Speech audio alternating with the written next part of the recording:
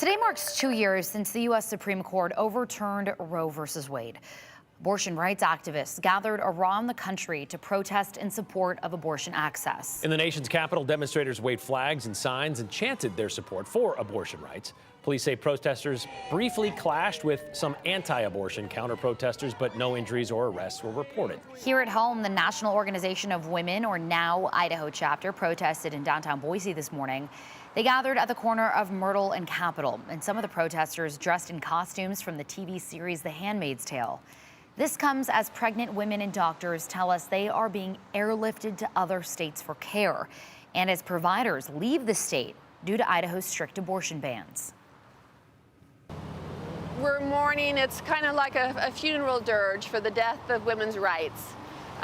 For a freedom state, women are not free in Idaho. We can't control our body. The organization was founded in 1966 and has been advocating for safe abortions ever since. They say they won't stop until abortion is legal again.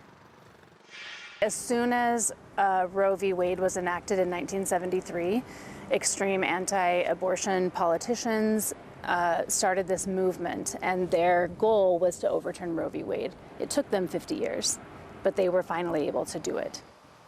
That is the Idaho State Director for Planned Parenthood Alliance Advocates weighing in on Idaho's abortion bans. Misty Deli-Carpini-Tolman says the laws were intentionally vaguely written to cause confusion. Today, on the anniversary of the Dobbs decision, Deli-Carpini-Tolman said, quote, 2 years ago, the U.S. Supreme Court unleashed a nationwide crisis. It's playing out in devastating ways across the state of Idaho. After the state's barbaric abortion bans went into effect, we have seen patients airlifted out of the state to access emergency care, patients forced to raise money to access care out of state, and physicians leaving the state out of fear of jail time for simply doing their jobs. Meanwhile, Stanton Healthcare is a group of clinics that says it provides life-affirming care. The Stanton founder and CEO says the clinics are working to end what they call abortion abuse. In a statement, Brandy Swindell said, quote, abortion on demand has created an undue burden on millions of women who are often pressured into unwanted and forced abortions.